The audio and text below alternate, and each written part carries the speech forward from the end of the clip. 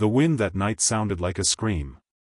Not the kind from a person, but from the earth itself, long, angry, and hollow, scraping down from the Dakota hills as if winter had teeth. Denise Walker stood at the diner window, both hands pressed to the glass. Beyond the fog of her breath was a road glazed in ice and silence. Her diner's neon sign flickered weakly, half the letters dead. Walker's Grill had become Alker's GRI. She laughed under her breath. Figures. The clock over the counter said 10:48 p.m. She'd been ready to close for nearly 2 hours. Not a single customer since the trucker who couldn't tip because he'd forgotten his wallet. Happens all the time, she thought. Forgetting, like it's an illness. Her knees ached from standing all day, and the arthritis in her fingers flared from the cold, even with the stove running. She was 62, widowed 12 years, and somehow still waiting for life to get easier. Outside, snow drifted across the road in slow waves, catching bits of headlight glow from faraway cars. Except there were no cars tonight. Not on a night like this.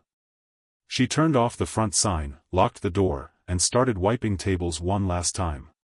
That was her rhythm: clean, close, count the register, and whisper a small prayer that tomorrow the bills would wait just one more day. When the knock came, it didn't sound real. It was faint, uneven. A scraping more than a knock. She froze, rag in hand, listening. The diner was old, full of creaks and sighs, but this wasn't the building. This was someone. Another knock, louder this time. Her heart gave a hard kick. Nobody should be out there. Not at this hour, not in this weather. She stood still for a long second. The wind howled again, shaking the glass. And then she heard it, a weak voice, muffled, just barely there. Please. Denise hesitated. The world had taught her 100 times that opening a door after dark could be the last mistake you ever made. She lived in a town that didn't love outsiders and barely tolerated her. A black woman running a diner alone was already strange enough for South Dakota folks who liked their world small and familiar. But that voice, there was something in it. Not a threat. A plea. She stepped toward the door slowly. Her hand hovered over the lock. Another sound, a thud. Something, or someone, had collapsed against the frame. Her breath caught. Lord, don't let this be trouble. She cracked the door open an inch. Cold slapped her face like an insult. The wind pushed snow inside, stinging her eyes. And there, half slumped against the wall, was a boy. 17, maybe 18. His jacket torn, hands bare and raw, hair plastered to his forehead with ice. Help me, he whispered. She could barely see him, but she smelled blood. Old, metallic, half-frozen. Denise hesitated again, her whole body tensing. He could be dangerous. He could be anyone. But he was dying out there. Get inside, she said finally. Before you freeze solid. She stepped back and pulled the door wide. He stumbled through, leaving a trail of red slush on the tile. Before we continue, let us know where you're watching from, and don't forget to subscribe, because tomorrow, I've got something extra special for you. The boy collapsed near the heater, shaking uncontrollably. She shut the door behind him and bolted it. Lord have mercy, she muttered, pulling a towel from under the counter. You trying to die out there? He tried to speak, but his lips barely moved. She saw the tattoo peeking from his collar, black ink wings wrapped around a skull. Her stomach dropped. She'd seen that mark before. Not in person, but in the news. In warnings. A Hell's Angel. Or the son of one. Denise's pulse jumped. The club had ridden through town every summer for years, loud engines and louder reputations. Folks said they were criminals, dealers, worse. Her late husband used to joke, if you ever see one, keep your head down. Now one of them was lying on her floor. She could have turned him out. No one would have blamed her. But as she looked at his trembling body, she remembered another winter, years ago, when her husband had coughed himself to death waiting for an ambulance that came too late. She remembered how cold he'd been. How helpless she'd felt watching the warmth leave his face. She knelt beside the boy. "What's your name?" "Tyler," he whispered. Tyler Stone." She froze again. That name, she'd heard it. His father's name was Ray Razor Stone, a national enforcer for the Hells Angels. The kind of man people whispered about but never faced. Denise didn't know what scared her more, the fact that she had his son in her diner, or that someone had done this to him.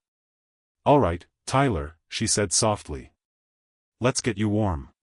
She helped him off the floor, her knees protesting the effort, and led him to a booth near the heater. His skin was ice. She wrapped his hands in towels, poured him a cup of coffee, and watched the steam fog his face. He flinched at the first sip, then drank like it was medicine. "What happened?" she asked. He hesitated. "Bike broke down. Then, some guys. Not my guys. They took my stuff." She noticed bruises spreading along his neck, the kind that don't come from just falling. "You been in a fight?" He gave a half-smile, teeth chattering. "Guess I lost." She could have asked more, but she didn't. Sometimes silence was the kindest thing you could give. Instead, she turned to the stove. "You like soup?" He nodded weakly. "Good. You're getting it anyway." She moved through the kitchen with practiced rhythm, every motion slow from the cold but sure. The smell of onions and chicken broth filled the air, mingling with the faint metallic scent of snow on his clothes. For the first time that night, the wind outside didn't sound so loud. By the time he finished eating, his color had returned slightly. She brought out a blanket from the back room, old, frayed, her husband's favorite, and draped it over his shoulders. "You can rest a bit in that booth," she said. "But I'm locking up soon." He nodded. "Thank you, ma'am." The word ma'am hit her harder than she expected. Respect was rare currency in that town. "You call your folks yet?" she asked. He hesitated. "Don't think they're looking for me." She caught the pain under those words but didn't press. "All right then. You rest. Tomorrow, we'll figure it out." She left him there, lights dimmed, heater humming, and sat behind the counter to count the register. $63 total. Barely enough to restock eggs and flour. Her fingers trembled over the coins. She could feel her mother's old voice in her head, "You can't pour from an empty cup, Denise. Can't save the world when you can't save yourself." She looked at the boy again, small, broken, covered in someone else's violence. "I ain't trying to save the world," she whispered. "Just one piece of it." Morning came gray and heavy. Snow still fell, but the worst had passed. Tyler was still asleep, curled in the booth like a stray animal. She made him breakfast anyway. He woke to the smell of bacon and coffee. "You didn't have to." "Don't argue with me," she said. "Eat." He smiled, the first real one she'd seen. "Yes, ma'am." The phone rang halfway through breakfast. Denise answered automatically, Walker's Grill. The voice on the other end was cold. "You got someone there?" She frowned. "Who's asking?" "Just heard from a friend. Said a kid came limping through town last night. We're looking for him." Something in the man's tone made her skin crawl. She glanced at Tyler, who had gone very still. "You must have the wrong place," she said, and hung up before he could answer. Her hands shook as she put the receiver down. "Who was that?" Tyler asked quietly. "Somebody who don't need to know you're here." He looked down at his plate. "They'll come." "Who?" He hesitated, then whispered, "Both sides." She didn't know what that meant, but the fear in his voice told her enough. She sighed. "You stay put today. If anyone asks, you ain't here." He nodded. By noon, word had already spread. In towns like theirs, secrets traveled faster than light. A black woman had taken in a biker. People didn't need facts, they had gossip. When she went to buy supplies, the store clerk wouldn't meet her eye. You got trouble coming, Denise, he muttered. I'd keep that door locked. I always do, she said. Still, her stomach nodded. She'd lived her whole life earning every ounce of trust she had, and now it was unraveling because she'd opened a door. That evening, Tyler sat quietly, helping her peel potatoes. He wasn't much of a talker, but he worked gently, almost careful not to break anything. You're good with your hands, she said. He smiled faintly. My dad used to build bikes. Made me learn early. Your dad, she repeated slowly. He know you're here? Tyler's face tightened. We don't talk. Haven't since I was 12. Why's that? He paused. He said I wasn't tough enough. Said I was soft. I left home after that. Denise felt something twist inside her. She'd buried a son once, Marcus, 19, killed in a car accident the year after her husband died. The hole he left never closed. I don't think softness is a bad thing, she said. He gave a small laugh. You'd be the first. They sat in silence for a while, listening to the clock tick. Outside, a truck rumbled past. Then another. Then 3 more. Denise froze. She knew that sound, the deep growl of modified engines. Tyler's hand gripped the counter. They found me. She looked at him, heart hammering. You sure? He nodded. If it's them, they won't come quiet. She moved to the window, peeking through the blinds. 3 bikes idled across the road, headlights cutting through the snow. Men stood beside them, faces hidden, jackets marked with symbols she recognized. Denise whispered, Lord, what have I done? Tyler rose unsteadily. You should let me go. They want me, not you. She shook her head. You step out there, you'll die. They'll kill you if I stay. She looked him dead in the eye. I'm already a black woman in this town, baby. People been trying to kill me one way or another all my life. Sit down. He did. Slowly. The bikers didn't knock. They waited. Engines rumbling. Snow falling. An hour passed before they left, and in that hour, Denise felt every year of her life press against her chest like a stone. When they finally rode off, Tyler exhaled shakily. You didn't have to do that. Yes, I did. Why? She thought about it. About her husband's last night. About Marcus. About every time someone had looked at her like she didn't belong in her own home. Because no one did it for me, she said.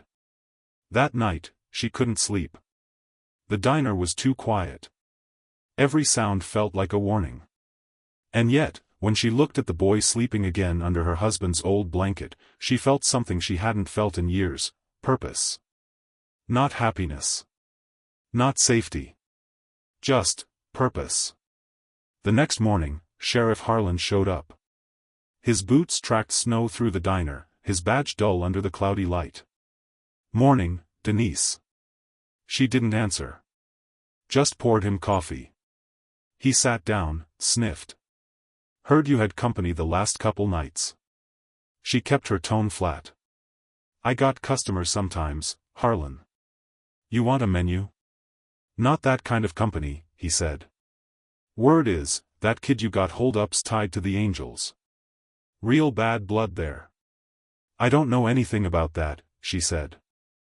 He leaned in. You don't want that kind of trouble. Folks around here already think you don't know your place. Denise met his gaze. Maybe they should stop trying to decide where my place is. He frowned. You being smart with me? No. I'm being tired. He stood slowly. If I were you, I'd make sure that boy's gone before sunset. Can't guarantee your safety otherwise. She watched him leave, coffee untouched, boots squeaking against the wet floor. When she turned back, Tyler stood behind the counter. He'd heard everything. I'll go, he said quietly. You don't owe me anything. She closed her eyes. You don't get it, do you? Sometimes doing the right thing don't make sense. It just is. He didn't argue. By evening, the snow had started again, softer now. Denise sat at her booth, exhaustion heavy as stone. Her joints ached, her spirit heavier still. But when she saw Tyler washing dishes without being asked, she smiled. For the first time in years, she wasn't alone. She didn't know that in 3 days, the entire town would find out. That people she'd known for decades would call her names she thought she'd left behind. That her windows would be smashed, and her diner vandalized. She didn't know that the boy she'd saved would soon disappear, and that his father, a man feared across 3 states, would come roaring down that same road with dozens of bikers behind him. All she knew, on that freezing night, was that she had chosen compassion over fear.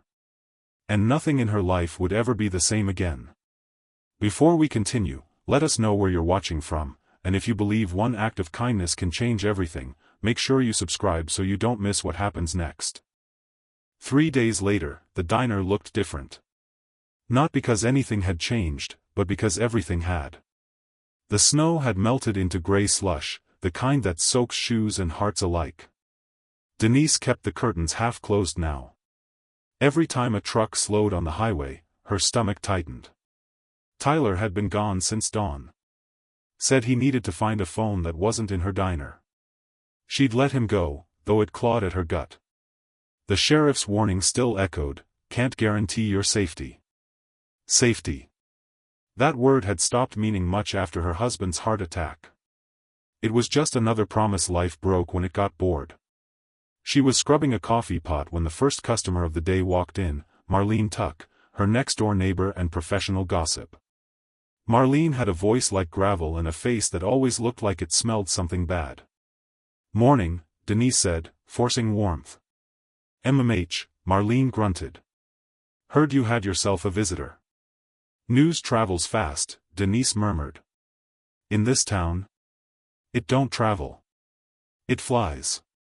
Folks are saying you got mixed up with those bikers. That true?" Denise wiped the counter a little too hard. "A boy showed up in the snow. I let him warm up, that's all." Marlene clicked her tongue. "Some people don't know when to mind their business." Denise looked her dead in the eye. "Guess that makes 2 of us." Marlene's silence lasted just long enough to sting before she sniffed and left, muttering about bad decisions. The bell jingled behind her, leaving the diner empty again. Denise leaned on the counter, chest tight. That was how it started, whispers and half-truths. In a town this small, rumors grew faster than crops. By afternoon, 2 regulars came by for lunch but left without eating. Another day, someone threw a rock through the diner's back window. No note, no message. Just a reminder. She swept the glass in silence. That night, Tyler returned. His face was pale, eyes tired. "I'm sorry," he said. "Did they?" "They threw a rock," she said simply. "Could have been worse." He lowered his head. "I shouldn't have stayed." "You should have lived," she replied. For a while, neither spoke. Then she sighed, pulled up a stool. "You find what you were looking for?" "Sort of." He hesitated. "There's people looking for me. Not my dad's crew, rivals. They think I stole something." "Did you?" He shook his head. "They jumped me for nothing. I ran, figured I'd make it to Sioux Falls, maybe start over. But the weather turned. So you ended up on my doorstep." "Yeah. Guess so." He looked ashamed, like existing near her was a crime. Denise studied him, this boy who'd fallen out of a world she didn't understand but recognized anyway. Brokenness had the same face everywhere. She finally said, "You ain't got to apologize for surviving." His throat tightened. Most people would not have opened that door. Most people forget they could be the one outside it someday. He smiled a little at that. For a moment, the air softened. Then the phone rang again. She froze. He mouthed "Don't answer," but she already had. "Walker's Grill," she said cautiously. A low, rasping voice, "You keeping a stray that don't belong to you?" Her heart kicked. "Who is this?" "Tell the kid his debt's due. We'll be coming to collect." Click. The line went dead. Denise stared at the receiver. Tyler looked like he'd seen a ghost. "They found me," he whispered. "They'll come tonight." Denise swallowed hard. "Then we'll be ready." "We? I ain't throwing you to wolves." He wanted to argue, but she was already locking the doors, pulling shades, checking the back exit. Her joints protested every step, but fear worked better than medicine. By dusk, they'd pushed tables against the door and unplugged the neon sign. The diner sat in dim silence, the heaters hummed the only sound. Tyler paced. "You don't understand who these people are." "And you don't understand who I am," she said quietly. "I've been fighting people who wanted me gone since I was born. You think a few bikers scare me?" He stopped pacing. "You could get hurt." She looked down at her hands, scarred and swollen from years of work. "Already am." He didn't know what to say. Outside, wind picked up again, howling through the cracks. Then, distant engines. Not one. Several. Denise felt the sound in her bones. Headlights flickered through the curtains. The roar grew closer, louder, until it rattled the windows. Then it stopped. Silence, heavy and complete. Tyler whispered, "That's them." She moved to the window, lifted one corner of the curtain. 5 bikes. Men standing around them, smoke curling into the frozen air. One shouted, "Tyler Stone. Come out, boy." Tyler's face went white. Another voice, cruel, amused. "Ain't hiding behind no old lady, are you?" Denise's hand clenched the curtain. "Stay down," she said. He crouched behind the counter. Outside, laughter. A bottle shattered against the door. Denise flinched but didn't move. She'd seen hatred before, but this was different, louder, unmasked. Then, sirens. The sound cut through the night like salvation and warning all at once. The men cursed, revved their bikes, and peeled off before the sheriff's car turned the corner. Denise exhaled. Her legs trembled beneath her. Sheriff Harlan burst in a minute later. "You all right?" "I'm fine," she lied. He looked around, eyes narrowing. "Was that kid here again?" She hesitated. "He's gone." Harlan stared a moment longer, then nodded. "Keep your doors locked. Folks like that don't give up easy." When he left, Tyler stepped out from behind the counter. "I can't keep bringing this here. I have to leave." Denise's voice cracked. "And go where?" "Anywhere. I'll figure it out." He sat. Not because he wanted to, but because the way she said it reminded him of his mother's voice before she left. Firm. Final. After a while, Denise made coffee for them both. Her hands shook as she poured. "You ever think," she said softly, "that maybe people cross paths for a reason?" He looked up. "You think God planned this?" "I think sometimes he just lets two broken pieces bump into each other till they fit." He didn't answer, but she saw something shift behind his eyes, a flicker of belief or longing, she couldn't tell which. They stayed up most of the night, talking about nothing and everything. He told her about the sound of his dad's bike, how it used to make the house shake. How he'd wanted to be like him until he saw what like him really meant: fists, rage, jail. Denise told him about her son Marcus, about the empty seat at Christmas that never stopped being empty. "I still set a plate for him sometimes," she said. "Ain't for him, really. It's for me." Tyler nodded slowly. "I get that." When dawn finally broke, pale light spilling across the counter, she realized they'd talked straight through the night. He smiled weakly. "You know, you're tougher than most people I've met." "And you're not as tough as you think," she teased. For a fleeting moment, they laughed. The sound felt strange, like something they hadn't earned but borrowed. By afternoon, word spread again, this time uglier. Someone spray-painted, "Trash Lover," across the diner's back wall. Denise scrubbed till her fingers bled, but the paint clung like shame. She didn't cry until later, alone in the kitchen. Her body hurt from standing, her heart hurt from remembering. She slid down against the wall and whispered, "I was just trying to do right." She didn't know Tyler was standing in the doorway until he spoke. "You did."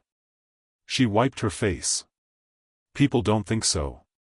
"Then they're wrong." He stepped forward, hesitated, then knelt beside her. "I'll fix it." "The wall." "You don't have to." "I want to." He worked all day, scrubbing, painting, even patching the cracked plaster. When he finished, his hands were raw, but the wall was clean. Denise stood beside him, eyes soft. "You ever think maybe your dad was wrong?" He looked puzzled. "About what?" "About you being soft. Maybe softness ain't weakness. Maybe it's what saves people." He didn't answer right away. "You sound like my mom." "She sounds smart." "She was," he said quietly. "Before she ran." That night, they shared dinner, leftover stew and cornbread. Simple, warm. Denise noticed him relax for the first time, shoulders easing. But peace, in her life, never lasted. At closing, headlights swept across the window again, different this time. A sedan, not bikes. Sheriff Harlan stepped out, but he wasn't alone. Pastor Lyle from the church climbed out after him, coat buttoned tight, expression colder than the air. Denise opened the door before they knocked. "Evening, gentlemen." Lyle smiled thinly. "Evening, Sister Walker. Mind if we come in?" "I do, actually." "You can talk from there." Harlan shifted uncomfortably. "We just want to make sure everything's settled. Folks are nervous." "About what?" The pastor's voice oozed concern. "About who you're keeping company with. People look up to you, Denise. Wouldn't want anyone thinking you're supporting that lifestyle." She folded her arms. "You mean helping someone hurt and hungry?" Lyle's smile didn't waver. "I mean aligning yourself with sin." She laughed once, sharp and tired. "If kindness is sin, then you best start preaching to yourself, Reverend." He flushed. "That boy brings danger. This town can't afford your kind of mercy." She stepped closer, voice low but steady. "Then this town's poorer than I thought." Harlan cleared his throat. "We're just asking you to use good sense." "Good sense is doing right when it costs you something," she said. Neither man replied. They left soon after, but their visit left the air heavy. When she turned, Tyler stood at the counter again, fists clenched. "They'll never stop, will they?" "Maybe not," she said. "But neither will I." That night, after she closed, Denise sat alone at the booth. Her hands ached from cleaning, her knees from standing. She stared at the old photo on the wall, her and her husband in front of the diner's grand opening sign, 20 years younger, full of hope. She whispered, "I hope I'm doing right by you, Henry." Outside, wind carried faint engine noise, distant, maybe harmless. But it made her heart race anyway. Tyler was upstairs, asleep on a cot she dragged from storage. For the first time in years, someone else's breathing filled the quiet. Denise leaned back, eyes heavy. She didn't know what the next few days would bring, that betrayal was already on its way, wearing a familiar face. That her own blood would turn against her before this was over. For now, there was only the hum of the heater, the smell of coffee, and a fragile peace too brief to last. Before we continue, let us know where you're watching from, and if you'd have opened that door, hit subscribe so you don't miss what happens next. By the end of that first week, Denise's diner didn't feel like her own anymore. The gossip had done its rounds, spinning into something monstrous. Some said she'd taken in a biker fugitive. Others claimed she was running drugs for the angels. It was the kind of talk that grew teeth and claws. You couldn't kill it, only watch it chew through your reputation. The first sign of real trouble came one morning when she walked out to open the diner and found the words, "Trader Lovers," spray-painted across her door. Red paint. Cold air. The paint was still dripping. For a moment, she just stared. Then she did what she always did, picked up a rag, soaked it in vinegar, and started scrubbing. Her hands were stiff, the arthritis in her knuckles biting. But she kept rubbing until the words blurred into a dull smear. The smell of vinegar and shame filled the morning. By the time her first customer walked in, she had forced a smile onto her face. But the man, a regular who used to tip well, looked at her differently. He muttered something under his breath about keeping our town clean. It was like that all week. Some people wouldn't meet her eyes. Others made sure she heard the whispers. A few just stopped coming altogether. That Sunday, Pastor Glenn even worked it into his sermon. He didn't name her, but everyone knew. "We must be vigilant," he said, "against wolves in sheep's clothing. Against those who welcome evil into their homes under the guise of kindness." Denise sat in the back pew, staring at her hands. The veins looked like little rivers under her skin. She thought of walking out, but she stayed. Out of stubbornness maybe. Out of the small, desperate hope that someone would see her staying as proof she still belonged. But belonging has a way of slipping out through cracks you don't see forming. That night, her son Marcus called. She'd been avoiding the phone all week, but when she heard his voice, something in her softened. "Ma," he said, "I heard about that kid." Denise took a breath. "Oh, Lord, the news travels fast. You didn't think it wouldn't? Folks around here act like the devil setting up camp at your diner." "He was just a boy, Marcus. Freezing to death." "Yeah, but you don't know who he was mixed up with." "I know enough to know he needed help." A long silence stretched across the line. Then Marcus sighed. "You always do this. You always think you can fix people. Even when it gets you hurt. That's not fair." "It's true. You did it with Dad, remember?" The words hit harder than she wanted to admit. "Your father wasn't a mistake," she said quietly. "I didn't say he was. But you think kindness saves everybody. Sometimes it just paints a target on your back." Denise's throat tightened. "So what, you think I should have left him out there to die? I think you should be careful who you let in your house. That's all." He didn't call again after that. The next few days, business dropped to almost nothing.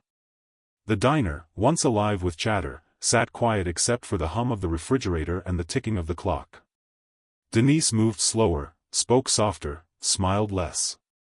The cold outside had found its way inside her chest. One night, near closing time, she heard the crunch of tires on the frozen gravel outside. Her pulse jumped. The memory of that night, the boy in the snow, flashed in her head. But it wasn't him. It was 3 men from town, drunk and bitter. She knew their voices before she even turned around. "Well, look who's still open for business," one of them slurred. "Heard you like strays, Denise. Got room for 3 more?" She told them to leave. Calmly. Firmly. But they didn't. One of them kicked a chair over, laughing when it hit the floor. Denise grabbed the phone, threatening to call the sheriff. "Go ahead," the biggest one said. "He won't come. Not for you." And he was right. They left after a few minutes, but not before one of them spat on the counter. The sound of it hit her harder than a punch. When the door shut behind them, she locked it, slid down the wall, and wept until her throat burned. "I'm too old for this," she whispered to the empty room. "Too damn old." That night she dreamed of her husband again, Eddie, with his rough hands and soft voice. He was standing by the stove, turning pancakes the way he used to, humming that old Sam Cooke tune. She woke up to the smell of cold grease and an ache in her chest that felt like a warning. 2 mornings later, she got a letter in the mail. No return address. Just her name scrawled in block letters. Inside was a note, "Stay out of our business, woman. Next time we won't just talk." There was a Polaroid tucked inside her diner window, shot from across the street. Her hands shook so bad she dropped her coffee. She called the sheriff again. Left a message. No call back. By that evening, something inside her cracked. She sat at her kitchen table, staring at the unpaid bills. The diner lease was up in 6 weeks. The bank wanted their payment. The refrigerator needed repair. Her hands trembled when she tried to hold a pen.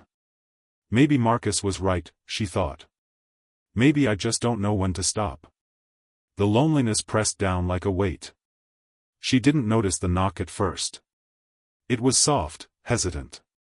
When she opened the door, her niece, Carla, stood there, young, sharp-tongued, always quick to judge. "Auntie, I heard what happened. You okay?" Denise forced a nod. "I'm fine, baby." Carla looked around the small house, frowning. "You shouldn't be alone out here. You need to stay with me a few nights." "I'll be all right." Carla hesitated. Then said softly, "You know, the folks at church been talking. I figured. They say you've been keeping company with bikers." Denise laughed once. "I kept company with one shivering boy." Carla's voice hardened. "You don't know what kind of trouble that brings. You got to think about your safety, Auntie. About your soul, too." That stung more than she let on. After Carla left, Denise sat by the window and watched the snow fall. It came down heavy, muffling the world. For a while, she imagined just walking into it, letting it swallow her whole. But she stayed seated, because her knees ached too bad for anything else. That night, she closed the diner early. Left a note on the door that said, "Closed until further notice." Then she went home and turned off every light. For 2 days she didn't leave the house. On the third morning, she found a brown envelope under her door. Inside was a folded $20 bill and a note written in messy, familiar handwriting. "Thanks for saving my life. I'll pay you back someday. Tyler." She stared at that name for a long time. Tyler. She hadn't even known it until that moment. It was enough to make her cry again. But this time, the tears felt different. Lighter somehow. Still, the damage was done. Her faith in people, gone thin as paper. Her diner empty. Her body tired. When the phone rang that evening, she almost didn't answer. But something in her told her to. "Ms. Walker?" a voice asked. Young. Nervous. "Yes. This is Deputy Collins. We picked up some men near your place a few nights ago, one's causing trouble. They mentioned your name. Just wanted you to know we're keeping an eye out." Denise thanked him, though the words sounded hollow. After she hung up, she sat at her kitchen table again. Same chair. Same bills. Same ache in her bones. This time, she whispered to the empty room, "Lord, I don't think I can do this anymore." No answer came. Just the wind outside, pressing against the windows. She didn't see the small headlights in the distance. Didn't notice the quiet rumble of engines far down the road. Not yet. That part was still coming. But for now, all she could do was sit there, an old woman in a quiet house, holding on to a promise she wasn't sure she believed in anymore. She folded Tyler's note carefully, placed it beside the picture of Eddie on the counter, and whispered, "At least I tried." Before we continue, tell us where you're watching from, and make sure you're subscribed, because what happens next will change everything for Denise Walker. The storm had quieted by the next morning, leaving the world blank and still. Denise woke up stiff and sore, her joints aching worse than usual. She sat on the edge of her bed for a long time, listening to the silence. No calls. No footsteps outside. No engine hum. Just the sound of her old house breathing. She told herself she'd go back to the diner that day, maybe clean up a little. Maybe make one last pot of coffee before she closed it for good. But when she stepped outside, she saw something strange, fresh tire tracks cutting through the snow, stopping right in front of her porch. And then she heard it. The low, rolling thunder of engines. Not one. Not two. Dozens. Her stomach clenched. They came into view slowly, bikes lined up down the road, headlights cutting through the pale morning haze. Big men in leather jackets, chrome flashing under the winter sun. The sight alone was enough to make her knees buckle. She froze at the door, heart hammering. The bike stopped. Engines died. Silence fell again, heavy and thick. Then one man stepped forward. Tall, broad-shouldered. His jacket bore the same skull insignia she'd seen on the news. A Hell's Angel. Behind him, more men stood, some rough, some older, some young enough to still be figuring out who they were. But all of them stood in a kind of respectful quiet, like this wasn't an ambush but something else entirely. Then she saw him. Tyler. The boy she'd found in the snow. Standing right behind the leader, bundled in a heavy coat, his face pale but alive. He smiled when he saw her. "Told you I'd pay you back," he said, voice shaking in the cold. Denise's throat closed. She didn't know what to say. The older man stepped forward. His voice was low, gravelly. "Ma'am," he said, "I'm Rick Dalton. Tyler's father." Denise blinked, stunned. "You?" "Yeah," he said. "President of the South Dakota chapter. Or was. These boys told me what you did." Her fingers twitched on the doorknob. "I didn't do much," she managed. "Just gave him a meal and a bed." Rick shook his head. "You did a lot more than that. You kept him alive. He was bleeding bad when he left our camp. Got jumped by some idiots trying to make a name for themselves. If you hadn't taken him in," his voice trailed off. He looked back at his men, then at her. "We don't forget debts like that." Denise opened her mouth, but no words came out. Rick nodded toward the road. "Boys.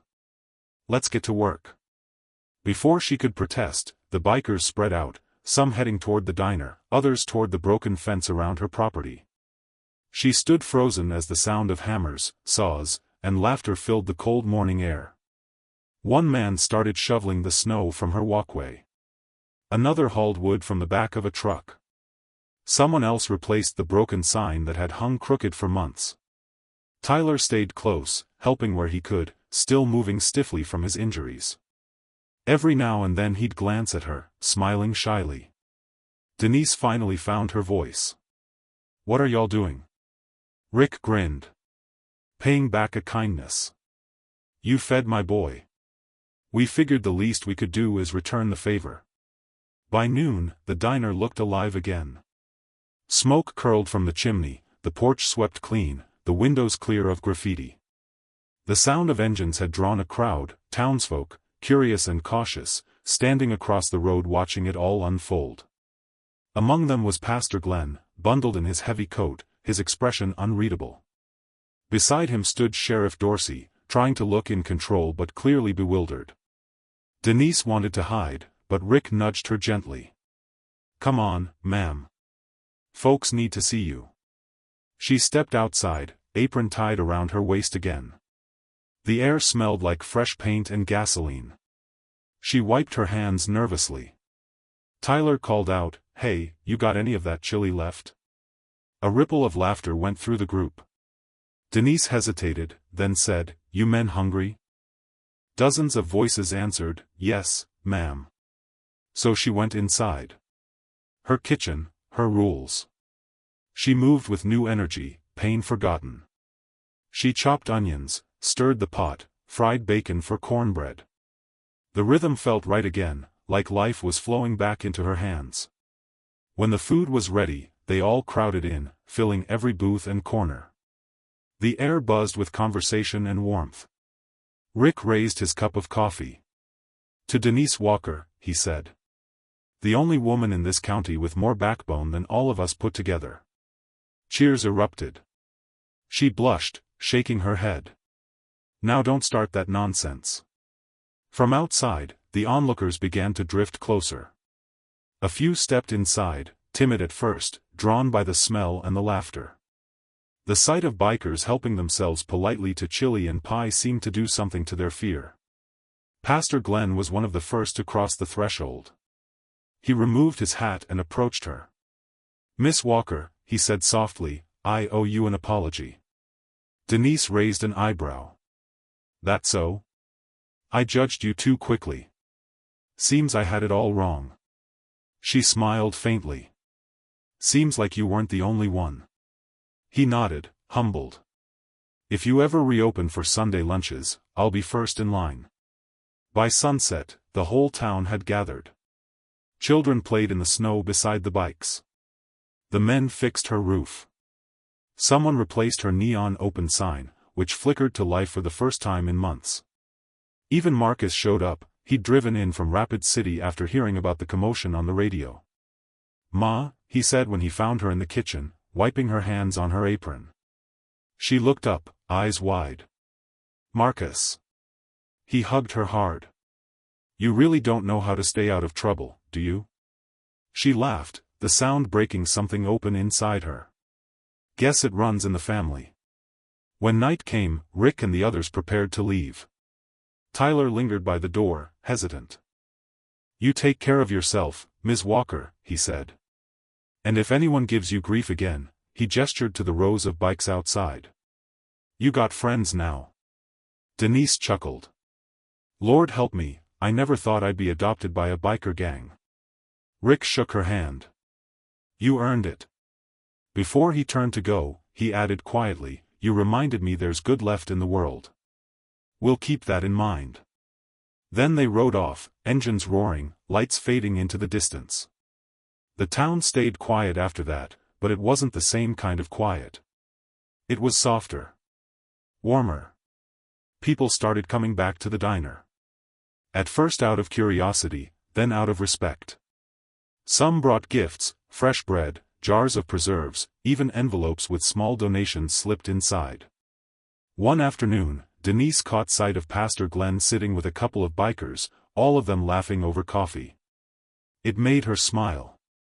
The biggest change, though, was in herself. She still had pain in her knees, still worried about money, still missed her husband. But she didn't feel alone anymore. She'd earned something that can't be bought, a community reborn through a single act of compassion. As for Marcus, he started visiting more often. Fixed the broken steps on her porch. Talked about maybe moving closer someday. She didn't press him, just smiled and said, "I'll keep a room ready." The picture of Eddie still sat on the counter, next to Tyler's note. Some nights, she'd touch it gently and whisper, "We did all right, didn't we?" And she knew, deep down, he'd be proud. Before we close this chapter, tell us where you're watching from, and make sure you subscribe, because acts of kindness like this remind us that love doesn't just survive the storm, it rebuilds what the storm tried to take away.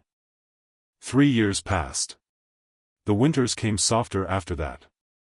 Or maybe Denise had just learned how to stand in the cold without letting it inside her bones. The diner had changed. The walls were freshly painted, the booths reupholstered in red vinyl, and a small sign hung over the counter that read, "Walker's Place, where strangers get warm." Tyler had sent it to her himself, carved out of reclaimed wood, the letters burned in by hand. It wasn't just a diner anymore, it had become a gathering place. Every summer, the riders returned. Not just the Hells Angels, but other bikers, truckers, and travelers passing through.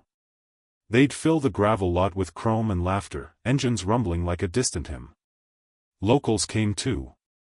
The same folks who once crossed the street to avoid her now sat side by side with men in leather vests, sharing pancakes and stories over coffee. Pastor Glenn even led a short prayer before meals some Sundays, simple words about grace, humility, and how you never know who God sends to your door. Denise didn't say much during those moments. She just listened, smiling quietly, hands folded in her lap. Marcus eventually moved back home. He bought a small house 2 streets over and started working at a local mechanic's shop. On weekends, he helped her run the diner. He'd joke, "Guess kindness is bad for business, until it's not." One night after closing, he found her wiping the same counter she'd been cleaning for decades. "Ma," he said, "you ever think about retiring?" Denise smiled. "Retire from what? Feeding hungry folks? That's like telling the sun to take a day off." He laughed, shaking his head. "You're something else." "Maybe," she said softly, "but I'm still here."